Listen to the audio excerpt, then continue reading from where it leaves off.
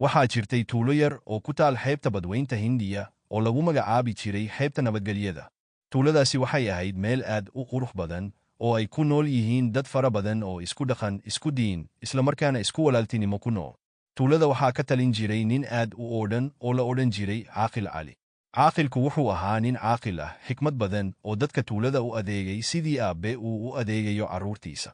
Hal maalin waxaa tuulada yimid nin cusub oo aan la aqoon.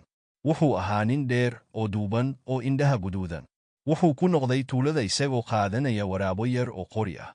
Dadka tuulada waxay aad u yaabeen ninkii cusub, maxaa yeelay wuxuu ahaa mid aan caadi ahayn. Wuxuu ku noqday tuulada isagoo sheeganaya inuu yahay qofka ugu wanaagsan ee uu Alla abuuray, isagoo ku hadlaya afka Soomaaliga si fiiqan. Ninkii cusub, oo la odhan jiray Aadan, wuxuu bilaabay inuu ku noqdo qofka ugu muhiimsan tuulada. Wuxuu bilaabay inuu ku hadlo dadka si xun, isagoo ku tilmaamaya inay yihiin kuwa aan waxba tarin.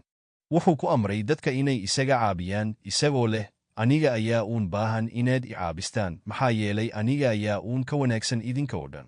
Caaqil Cali, oo ahaa nin xikmad badan, wuxuu arkay sida Aadani uu u haysto dadka tuulada. Wuxuu go'aansaday inuu la hadlo Aadan si uu u ogaado sababta uu u yahay sidaas.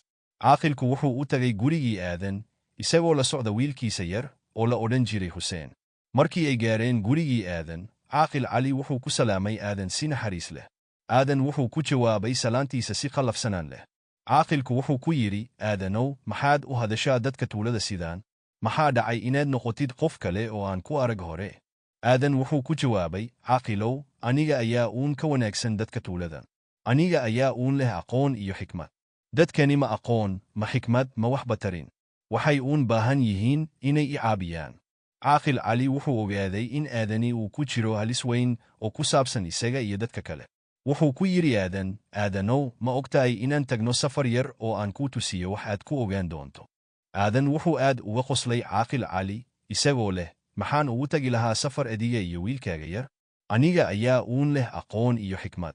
Caaqil Cali wuxuu ku adkaystay inuu Aadan la safro, isagoo leh, waxaan kaa codsanayaa inaad ii aqbaldo safarkan, maxaa yeelay waxaad ku ogaan doontaa wax aad u muhiim ah.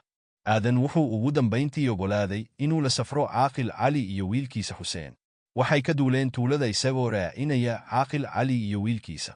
Waxay socdeen ilaa ay gaareen meel fog oo ku taal dhinaca galbeed ee tuulada. Meeshani waxay ahayd mid aad u qurux badan oo ay ku taal webi yar oo biyaha madow ku dhex mara.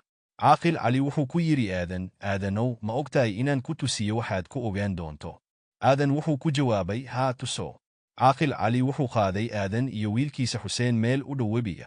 Waxay istaageen meel ay ku arki karaan biyaha madow ee ku dhex mara webiga. Caaqil Cali wuxuu ku yidhi Aadan, Aadanow, ma arki kartaa sida biyaha ugu socdaan webiga? Aadan wuxuu ku jawaabay, haa, waan arki karaa. Caaqil Cali wuxuu ku yidhi, haddaba ma ogtahay inaan ku tusiyo waxaad ku ogaan doonto? Aadan wuxuu ku jawaabay, haa tuso. Caaqil Cali wuxuu qaaday Aadan iyo wiilkiisa Xuseen meel u dhow webiga. Waxay istaageen meel ay ku arki karaan biyaha madow ee ku dhex mara webiga. Caaqil Cali wuxuu ku yidhi Aadan, Aadanow, ma arki kartaa sida biyaha ugu socdaan webiga? Aadan wuxuu ku jawaabay, haa, waan arki karaa. Caaqil Cali wuxuu ku yidhi, haddaba ma ogtahay inaan ku tusiyo waxaad ku ogaan doonto? Aadan wuxuu ku jawaabay, haa tuso. Caaqil Cali wuxuu qaaday Aadan iyo wiilkiisa Xuseen meel u dhow webiga. Waxay istaageen meel ay ku arki karaan biyaha madow ee ku dhex mara webiga. Caaqil Cali wuxuu ku yidhi Aadan, Aadanow, ma arki kartaa sida biyaha ugu socdaan webiga? Aadan wuxuu ku jawaabay, haa, waan arki karaa. Caaqil Cali wuxuu ku yidhi, haddaba ma ogtahay inaan ku tusiyo waxaad ku ogaan doonto? Aadan wuxuu ku jawaabay, haa tuso. Caaqil Cali wuxuu qaaday Aadan iyo wiilkiisa Xuseen meel u dhow webiga. Waxay istaageen meel ay ku arki karaan biyaha madow ee ku dhex mara webiga. Caaqil Cali wuxuu ku yidhi Aadan, Aadanow, ma arki kartaa sida biyaha ugu socdaan webiga? Aadan wuxuu ku jawaabay, haa, waan arki karaa. Caaqil Cali wuxuu ku yidhi, haddaba ma ogtahay inaan ku tusiyo waxaad ku ogaan doonto? Aadan wuxuu ku jawaabay, haa tuso. Caaqil Cali wuxuu qaaday Aadan iyo wiilkiisa Xuseen meel u dhow webiga. Waxay istaageen meel ay ku arki karaan biyaha madow ee ku dhex mara webiga. Caaqil Cali wuxuu ku yidhi Aadan, Aadanow, ma arki kartaa sida biyaha ugu socdaan webiga? Aadan wuxuu ku jawaabay, haa, waan arki karaa. Caaqil Cali wuxuu ku yidhi, haddaba ma ogtahay inaan ku tusiyo waxaad ku ogaan doonto? Aadan wuxuu ku jawaabay, haa tuso. Caaqil Cali wuxuu qaaday Aadan iyo wiilkiisa Xuseen meel u dhow webiga. waxay istaageen meel ay ku arki karaan biyaha madow ee ku dhex mara webiga. Caaqil Cali wuxuu ku yidhi Aadan, Aadanow, ma arki kartaa sida biyaha ugu socdaan webiga? Aadan wuxuu ku jawaabay, haa, waan arki karaa. Caaqil Cali wuxuu ku yidhi, haddaba ma ogtahay inaan ku tusiyo waxaad ku ogaan doonto? Aadan wuxuu ku jawaabay, haa, tuso. Caaqil Cali wuxuu qaaday Aadan iyo wiilkiisa Xuseen meel u dhow webiga. Waxay istaageen meel ay ku arki karaan biyaha madow ee ku dhex mara webiga. Caaqil Cali wuxuu ku yidhi Aadan, Aadanow, ma arki kartaa sida biyaha ugu socdaan webiga? Aadan wuxuu ku jawaabay, haa, waan arki karaa. Caaqil Cali wuxuu ku yidhi, haddaba ma ogtahay inaan ku tusiyo waxaad ku ogaan doonto? Aadan wuxuu ku jawaabay, haa, tuso. Caaqil Cali wuxuu qaaday Aadan iyo wiilkiisa Xuseen meel u dhow webiga.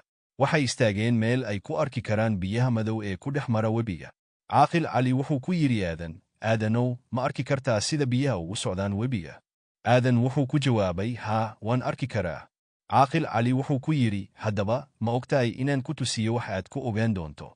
Aadan wuxuu ku jawaabay, haa, tuso.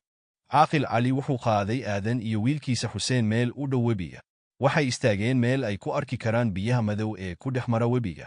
Caaqil Cali wuxuu ku yidhi Aadan, Aadanow, ma arki kartaa sida biyaha ugu socdaan webiga? Aadan wuxuu ku jawaabay, haa, waan arki karaa. Caaqil Cali wuxuu ku yidhi, haddaba ma ogtahay inaan ku tusiyo waxaad ku ogaan doonto? Aadan wuxuu ku jawaabay, haa, tuso. Caaqil Cali wuxuu qaaday Aadan iyo wiilkiisa Xuseen meel u dhow webiga. Waxay istaageen meel ay ku arki karaan biyaha madow ee ku dhex mara webiga. Caaqil Cali wuxuu ku yidhi Aadan, Aadanow, ma arki kartaa sida biyaha ugu socdaan webiga? Aadan wuxuu ku jawaabay, haa, waan arki karaa. Caaqil Cali wuxuu ku yidhi, haddaba ma ogtahay inaan ku tusiyo waxaad ku ogaan doonto?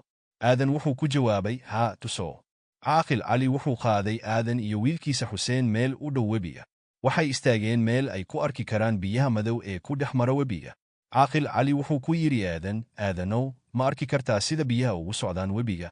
Aadan wuxuu ku jawaabay, haa, waan arki karaa. Caaqil Cali wuxuu ku yidhi, haddaba ma ogtahay inaan ku tusiyo waxaad ku ogaan doonto? Aadan wuxuu ku jawaabay, haa, tuso.